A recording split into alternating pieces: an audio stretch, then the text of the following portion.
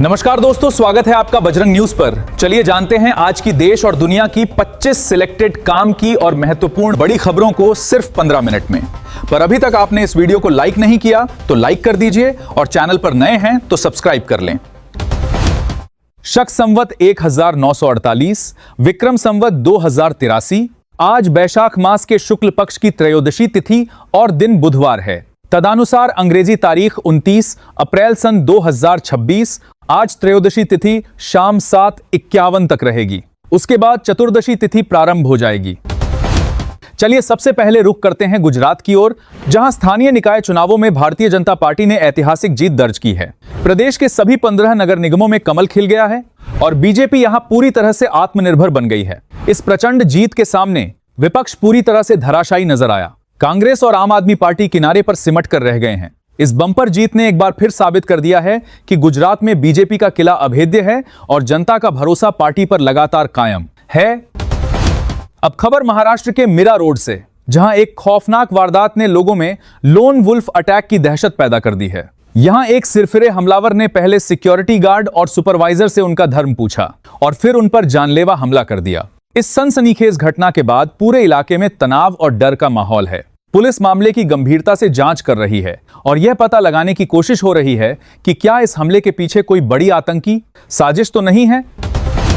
अंतर्राष्ट्रीय मोर्चे से एक बड़ी खबर सामने आ रही है। ईरान के विदेश मंत्री अब्बास अराघची ने एक बड़ा बयान देते हुए कहा है कि तेहरान अब डोनाल्ड ट्रंप के प्रस्ताव पर गंभीरता से विचार कर रहा है। इस बयान के बाद से ही कयास लगाए जा रहे हैं कि क्या अब होर्मुज जल डमरू मध्य का रास्ता एक बार फिर व्यापार के लिए पूरी तरह खुलेगा। अमेरिका और ईरान के बीच चल रही इस नई कूटनीतिक हलचल पर पूरी दुनिया की नजरें टिकी हैं, क्योंकि इसके नतीजे ग्लोबल मार्केट को प्रभावित कर सकते हैं। प्रधानमंत्री नरेंद्र मोदी ने सिक्किम के 50वें स्थापना दिवस के मौके पर राज्य की जनता को एक बड़ा तोहफा दिया है। पीएम मोदी ने सिक्किम को पूर्वी भारत का स्वर्ग करार देते हुए करीब 4,000 करोड़ रुपए की विकास परियोजनाओं की सौगात दी है। अपने संबोधन में उन्होंने कहा कि सिक्किम का विकास देश के समग्र विकास का एक अहम हिस्सा है। इन परियोजनाओं से राज्य में पर्यटन, इंफ्रास्ट्रक्चर और कनेक्टिविटी को नई रफ्तार मिलेगी, जिससे स्थानीय लोगों के जीवन में बड़े और सकारात्मक बदलाव आएंगे। राजधानी दिल्ली के मौसम ने एक बार फिर करवट ले ली है। भीषण गर्मी से जूझ रहे दिल्ली वासियों के लिए राहत की खबर है।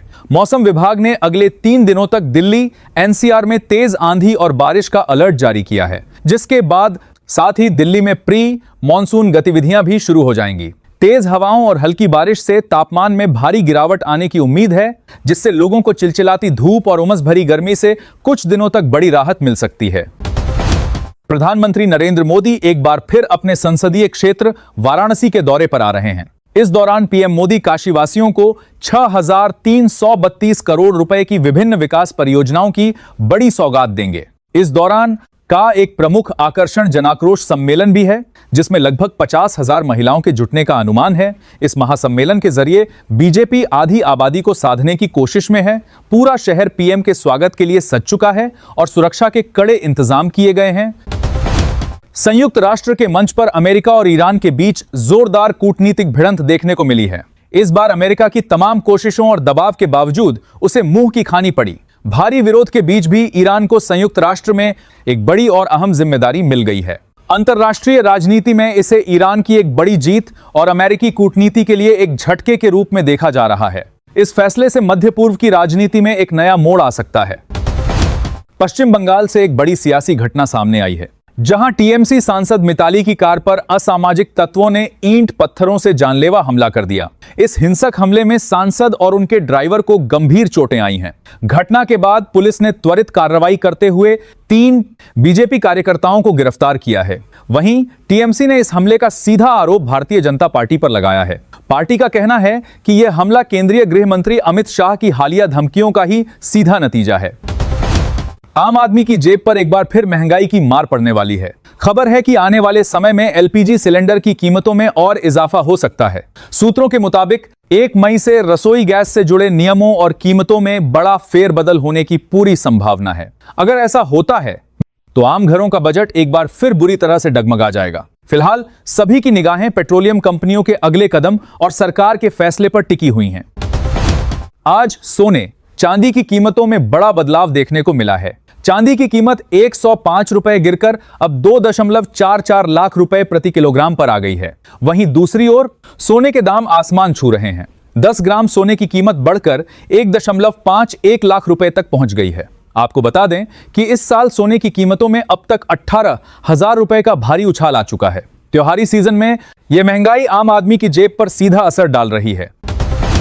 अब बात भारत की बढ़ती परमाणु ताकत की।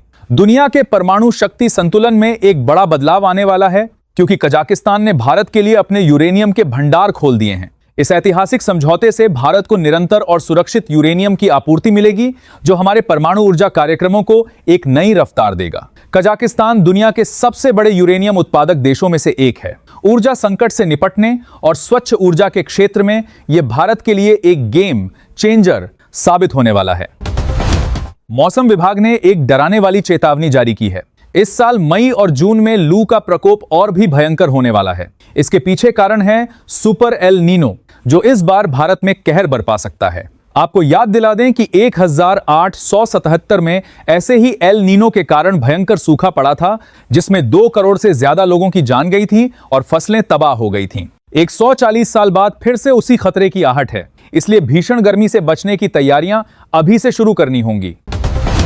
वाहन चालकों के लिए एक जरूरी खबर। सरकार जल्द ही देश के प्रमुख शहरों जैसे दिल्ली, नोएडा, गुरुग्राम, मुंबई और बेंगलुरु में E25 पेट्रोल यानी 25% एथेनॉल वाला ईंधन लॉन्च करने जा रही है। इसका मकसद कच्चे तेल के आयात पर निर्भरता कम करना और पर्यावरण को बचाना है। इतना ही नहीं, सरकार का विजन 2030 तक 100 यानी 100% एथेनॉल आधारित ईंधन लाने का है। इससे न केवल पेट्रोल की बढ़ती कीमतों से राहत मिलेगी, बल्कि हमारे किसानों की आमदनी में भी भारी इजाफा होगा।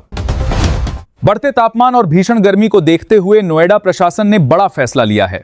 बच्चों के स्वास्थ्य को प्राथमिकता देते हुए नोएडा के सभी स्कूलों के समय में बदलाव कर दिया गया है। नई गाइडलाइंस के मुताबिक अब स्कूल सुबह 7:30 बजे से दोपहर 12:30 बजे तक ही संचालित होंगे। यह फैसला तत्काल प्रभाव से लागू कर दिया गया है।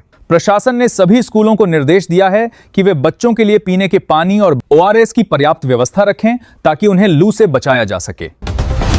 पश्चिम बंगाल विधानसभा चुनाव के दूसरे चरण का सियासी घमासान अब अपने चरम पर है। आज 142 सीटों के लिए वोट डाले जाएंगे और इसके साथ ही चुनाव प्रचार पूरी तरह से थम गया है। इस चरण की सबसे हाई प्रोफाइल सीट भवानीपुर पर पूरे देश की नजरें टिकी हुई हैं, जहां मुख्यमंत्री ममता बनर्जी और बीजेपी के कद्दावर नेता शुभेंदु अधिकारी के बीच कांटे की टक्कर है।